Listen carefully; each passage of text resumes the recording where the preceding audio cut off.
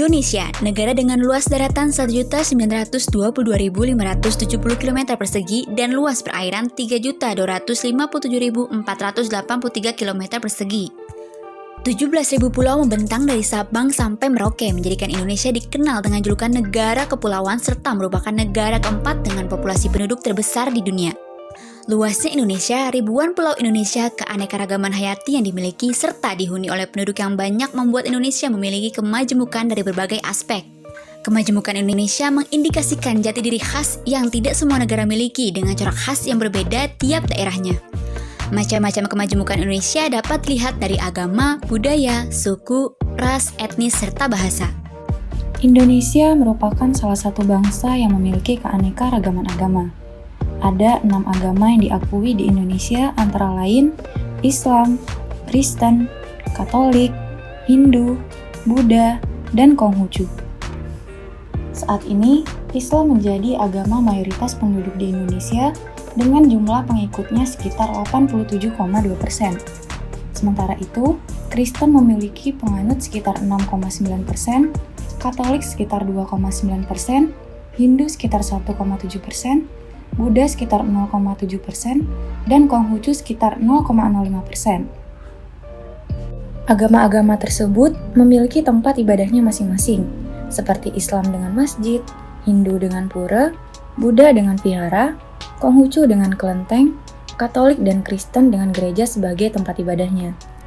Semua umat beragama saling hidup berdampingan di seluruh wilayah di Indonesia, tak terkecuali di wilayah Jawa Barat. Jawa Barat sebagai provinsi terbesar dengan keanekaragaman budaya dan agama yang dapat diibaratkan sebagai Indonesia kecil. Untuk memanfaatkan keanekaragaman menjadi potensi unggul, salah satunya adalah dengan merawat kerukunan antar umat beragama. Upaya tersebut pun diwujudkan dalam kegiatan dialog lintas agama tingkat Provinsi Jawa Barat yang diselenggarakan oleh pemerintah Provinsi Jawa Barat. Jumlah suku bangsa di Indonesia mencapai 1.340 suku bangsa loh, yang dimana suku-suku bangsa ini tersebar di seluruh wilayah di Indonesia. Data dari Badan Pusat Statistik menyatakan bahwa hampir 50% suku bangsa di Indonesia adalah suku Jawa. Sisanya yaitu suku-suku yang berada di luar wilayah Jawa seperti suku Makassar Bugis sebanyak 3,68%, suku Batak sebanyak 2,04%, Bali sebanyak 1,88%, Aceh sebanyak 1,4%, serta suku-suku lainnya. Di Jawa Barat sendiri, terdapat beberapa suku seperti suku Sunda, suku Betawi, serta suku Cirebon. Suku Sunda memang tidak asing lagi bagi masyarakat luar Jawa Barat yang memang mengetahui bahwa suku inilah yang paling dominan ada di wilayah Jawa Barat.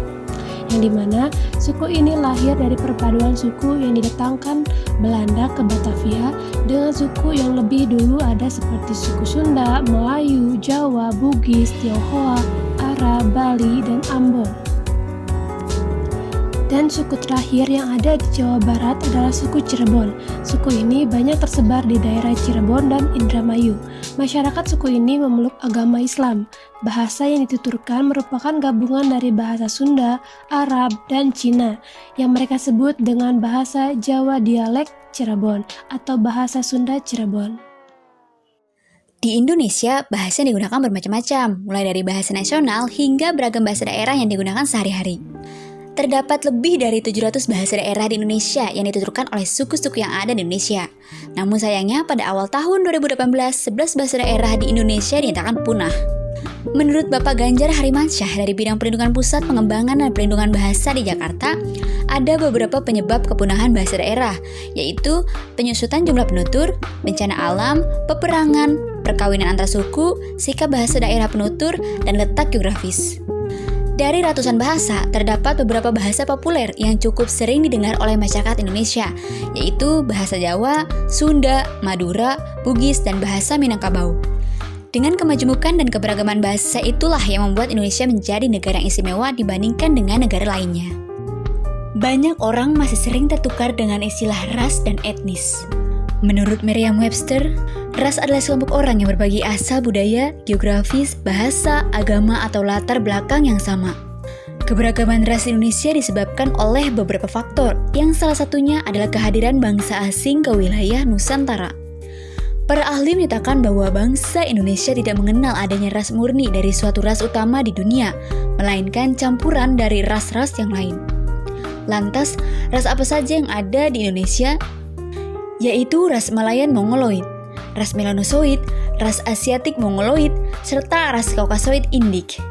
Sementara etnis atau suku bangsa yang mengacu pada identifikasi kelompok berdasarkan kekhasan budaya yang membuat kelompok menjadi suatu masyarakat suku bangsa. Pada awalnya, istilah etnis di Indonesia digunakan hanya untuk etnis-etnis tertentu yang dianggap bukan merupakan etnis asli Indonesia. Misalnya, etnis Cina, Arab, dan India atau Tamil. Sampurasun. Halo warga ilmu pemerintahan. Pada saat ini kami sedang berada di Kampung Adat Cirende untuk meninjau lebih dalam terkait dengan kajian budaya yang sudah kami lakukan sebelumnya. Nah, pada saat ini sampel yang kami angkat adalah di salah satu kampung adat, yaitu di daerah Cirende yang berlokasi di dekat Cimahi, seperti itu. Baik, untuk selanjutnya mungkin ikuti lebih lanjut terkait dengan apa yang akan kami kaji di sini. Maka dari itu, ayo tonton terus.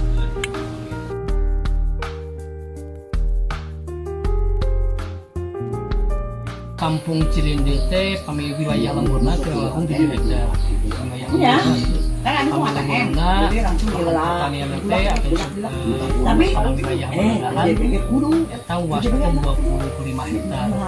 Pami lemburna sekitar 80 hektar. Lemburna teh kabagi dua, antara lembung larangan sareng lembung baratahan.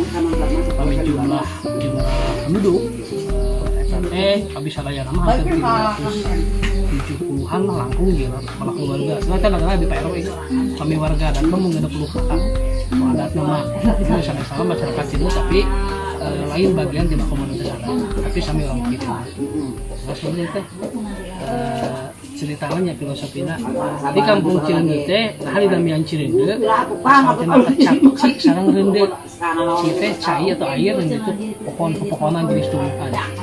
Kami di Sunda mah ka istilah kieu rende beureung hideung.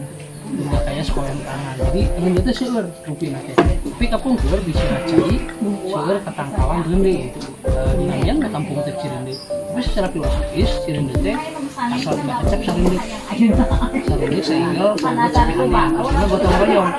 Jadi Kampung Cirende mah dibangun ku gotong royong masyarakat. Nah, namina gotong royong teh sanes saukur nganamian, tapi bikin kayuna emang masyarakat Cirende juga ngajalan aktivitas babarengan dina segala rupi lah. Tapi emang gotong royong masih asli.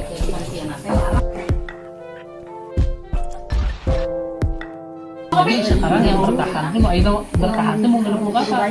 Ai kampung mana ulah lembur. Lagi naon aya situasi anu zaman harita ada masyarakat harus memberi contoh keagamaan.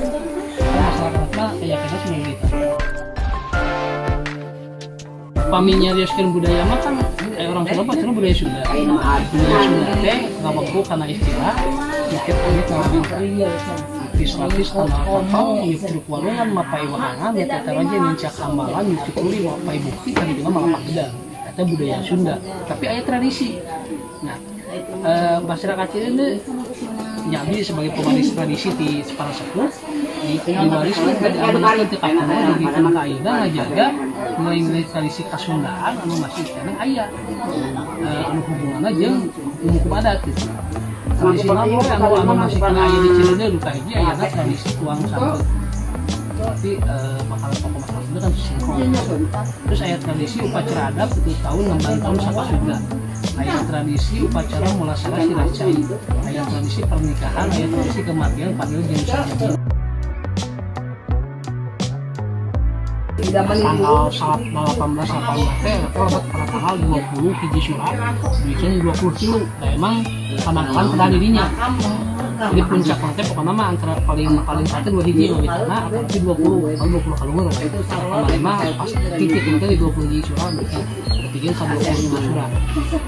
Upacara eta digelar sama sasasi. Tadi anu tilu dinten mah eta upacara anjingna. Tapi puncak kegiatan ritual inti ritual anu sasasi mah kan yang dilakukan bareng masyarakat yang dilakukan di tiap bumi.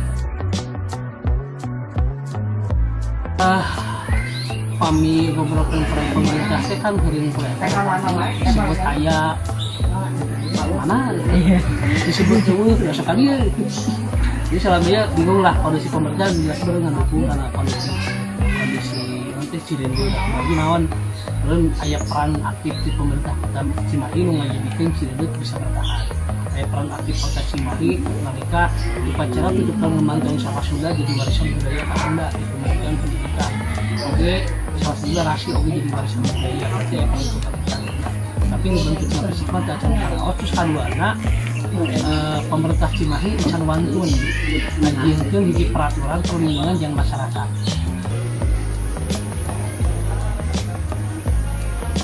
Kalau di agama kan kieu tepakeun. Jadi disampaikan mah geus. Tapi kedah mamarikeun we. Ulah maksa, da hasil nu dipaksa mah moal bener. Orang niatnya karena ditekan oleh orang sini supaya ML-ML nya terang tapi tidak ada kesadaran kan anjirnya nggak bisa sadar akan pengen informasi yang RPH Kota Cimahi kurang itu pasti arahnya loh karena mah apa itu orang RPH orang nggak suka ayah di sini karena mah ada ayah kesadaran kolektif yang dibangun bahwa masyarakat kan nggak sadar kita pikirkan kan jadi boga warisan kata wilayah sok pangjagaan itu ada kesadaran di dinas terkait kayak kesadaran dengan si pemangku kebijakan, kayak kesadaran di wali kota ngadorong jang KDP. Jin kan di perda jang Cirende ngomongna kajagaan orang semoga leuweung gitu kan. Orang teu RPH orang kurang. Jadi teu kedah di misalkan di beban supaya kaumnya tidak bisa, di adat bisa. Tapi hasil dorongan itu akhirnya pernah munculkeun dinas lingkungan hidup Cimahi ngagelar sosialisasi tentang rakyat kampung adat Cirende pernah digelar tapi kan sekali ukur mepene unggul kali itu dulu